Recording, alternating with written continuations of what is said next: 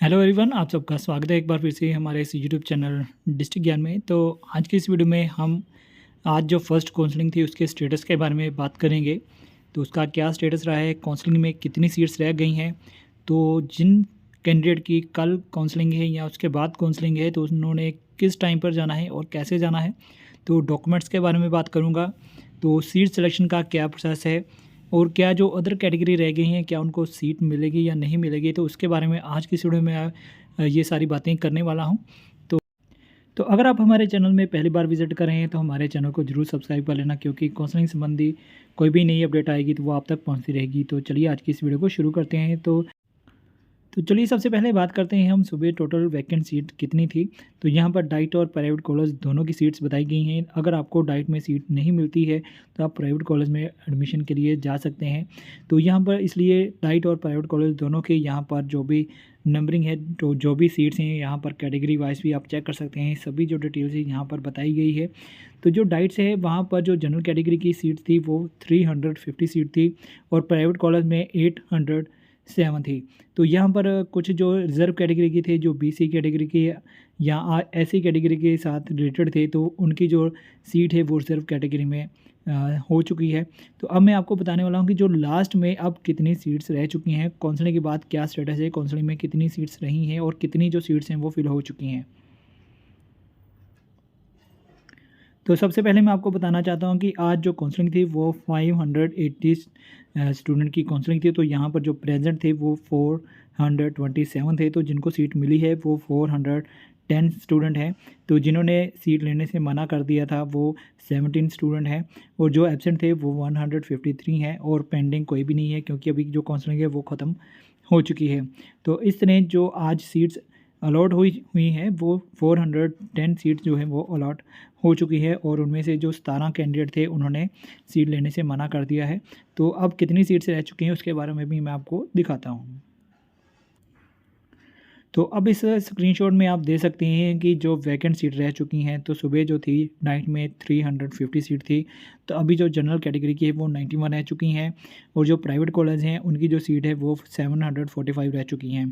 तो अगर बात करें BC SC SC MADB R and O category की, तो यहाँ पर जैसे मैंने बताया है कि जो जनरल कैटेगरी में थे बट वो रिजर्व कैटेगरी से रिलेटेड थे, तो उनकी जो सीट्स हैं वो रिजर्व्ड हो चुकी हैं। बीसी कैटेगरी में 31 है, एससी आर एंड ओ में 33 सीट्स रिजर्व हो चुकी हैं और S C M and B में 18 जो सीट्स हैं वो रिजर्व हो चुकी हैं। तो अब जो सीट रह चुकी हैं उनके लिए जो 2 दिन हैं काउंसलिंग के, वहाँ पर वो जाएंगे तो अपने अकॉर्डिंग जो भी उनका मेरिट में नंबर होगा उसके अकॉर्डिंग वो काउंसलिंग में पार्टिसिपेट करेंगे और अपने चॉइस का जो स्टेशन है वो सीट है वो प्राप्त कर सकते हैं। तो काउंसलिंग में अगर किसी का 1 बजे का टाइम है तो वो भी टाइम से पहले पहुँच जाएँ, जैसे वो अपने डॉक्यूमेंट वेरीफाई करवाएंगे। जो भी उनके कुछ डॉक्यूमेंट्स अगर कोई कंप्लीट नहीं है तो वो कंप्लीट कर सकते हैं। इसलिए अगर जिनका टाइम 1 बजे है वो भी सुबह के टाइम तक ही पहुंच जाएं, 9-10 बजे तक पहुंच जाएं, और जिनका टाइम 9 बजे है तो वो तो अपने टाइम पर ही जाएंगे। तो इस तरह अब आपने जो भी काउंसलिंग में जितनी भी सीट्स रह चुकी हैं उसके अकॉर्डिंग ही अपना जो चॉइस का स्टेशन है वो फिल करेंगे। तो इसलिए आपने जो भी आपकी चॉइस का स्टेशन नहीं है और कोई भी जो डाइट्स होंगी वो पहले से ही डिसाइड करके जाना। अगर आपको अपनी चॉइस की डाइट नहीं मिलती है तो आपको किसी और डाइट में जाना पड़ेगा, या फिर आप प्राइवेट कॉलेज को भी ज़रूर चूज़ करके जाइएगा। तो सीट सिलेक्शन का जो प्रोसेस है, आपके डॉक्यूमेंट वेरीफाई होंगे, उसके बाद आपको प्रोजेक्टर पर स्क्रीन डिस्प्ले होगी, वहाँ पर आपका जब मेरिट नंबर आएगा तो उसके अकॉर्डिंग आपको एक लिस्ट मिलेगी। तो उसके अकॉर्डिंग आपने जो भी आपकी डाइट है वहाँ पर जाना चाहते हैं तो उसको सिलेक्ट करना होगा, उसको बताना होगा। अगर डाइट में नहीं जाना चाहते हैं, प्राइवेट कॉलेज में जाना चाहते हैं, तो उसके अकॉर्डिंग आप उस कॉलेज को सिलेक्ट कर सकते हैं। तो आपकी जो सीट है आपको अलॉट कर दी जाएगी।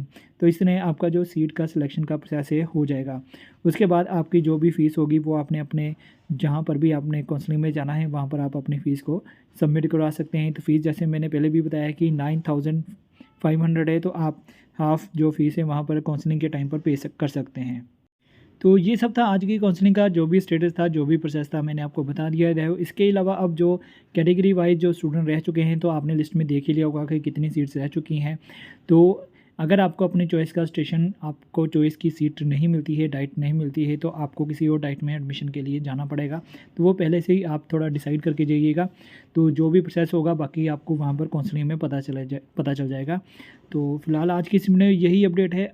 तो अगर फिर भी आपकी कोई क्यूरी है या कोई क्वेश्चन है तो आप मुझे कमेंट सेक्शन में पूछ सकते हैं, या आप फिर हमें टेलीग्राम चैनल पर या फिर इंस्टाग्राम पर भी फॉलो कर सकते हैं।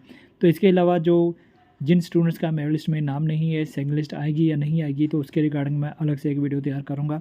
तो काफ़ी सारे जो कैंडिडेट हैं, स्टूडेंट हैं, हमारे साथ जुड़े हुए हैं। तो अगर आप हमारे चैनल में पहली बार हैं तो हमारे चैनल को ज़रूर सब्सक्राइब कर लेना।